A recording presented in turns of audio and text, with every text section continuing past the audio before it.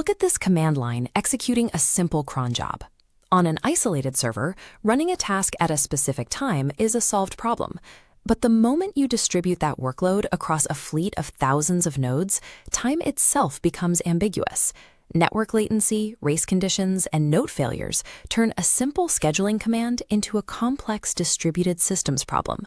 Industry standard frameworks like Celery and Quartz are effective for typical workloads, but as your system scales to process billions of daily events, both frameworks eventually hit hard architectural limits. To understand how infrastructure at the scale of meta or temporal actually operates, we are going to design a hyperscale distributed task scheduler from first principles, stripping away legacy bottlenecks. To survive at this scale, an architecture must physically decouple the relationship between time tracking, state storage, and task execution. We start by looking at the legacy scheduling model. Quartz is the classic example here, relying on a shared relational database to coordinate tasks across a cluster of workers.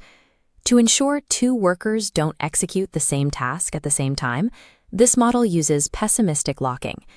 By issuing a command like select for update, a worker claims exclusive access to a database row until the job is finished. When hundreds of workers poll the database simultaneously, they queue up behind a single locked row, burning database resources on lock contention. But using the skip locked primitive, workers bypass the locked row and instantly grab the next available tasks, operating concurrently. But skip locking only solves the contention problem. Scanning a database filled with millions of future schedules just to find the few tasks due right now consumes massive CPU cycles on I/O overhead. A relational database is designed for durable storage. It is the wrong tool to act as a high-frequency ticking clock. Celery avoids database locks using a single leader push model, pushing tasks directly into a message broker. But if that single scheduler node fails, your execution fleet sits idle. Adding a second scheduler node without external coordination just creates duplicate tasks. Furthermore, standard broker-based schedulers are limited by their time precision. Celery relies on a 1-minute cron granularity, making it unsuitable for high-frequency workloads requiring sub-second accuracy. Single-leader architectures solve database locking, but they replace it with critical single points of failure and uncontrolled duplicate execution risks. To solve these bottlenecks, we must physically decouple the system into 3 distinct, independently scalable tiers. Incoming data from the ingestion API routes entirely around the scheduler engine, flowing straight into a sharded database. This ingestion API serves one function: rapidly writing basic metadata and execution times to durable storage, handling high write loads without running timing logic. Isolating the ingestion pipeline protects the system's entry point from downstream failures. Because ingestion is isolated, the system can accept millions of user requests even if the execution tier crashes. But if the database holds the schedules, how does the scheduler engine know exactly when to fire a task without polling that database every millisecond?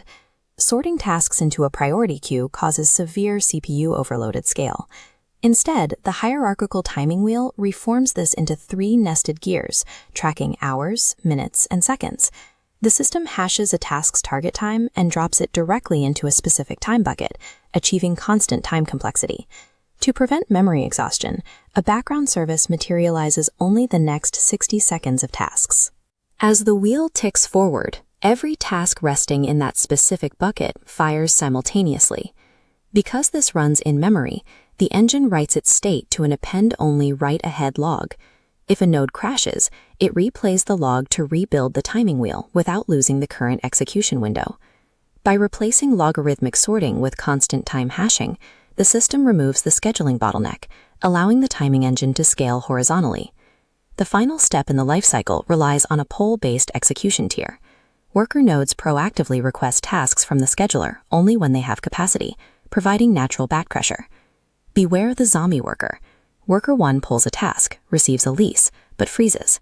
The scheduler assumes it died and reassigns the task to Worker 2, which completes it. Then, Worker 1 unfreezes and blindly overwrites Worker 2's valid data, corrupting the system state. To enforce exactly one's execution and prevent zombie writes, hyperscale systems implement fencing tokens. Using fencing tokens, the database issues an incrementing integer with every lease. Worker 1 freezes with token 33.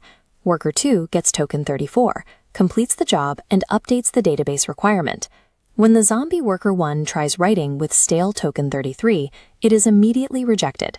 Across an unreliable network, strict idempotency enforced at the database edge via fencing tokens is the only way to guarantee data integrity. Building a distributed task scheduler requires confronting the reality that managing time at scale is deeply complex. Modern architectures rely on 3 pillars: decoupled write layers to handle ingestion, constant time memory structures for precise scheduling, and edge-enforced fencing tokens to secure execution. This level of engineering isn't required for a startup running weekly email blasts. But as systems push toward enterprise limits, scaling horizontally is the only viable path forward.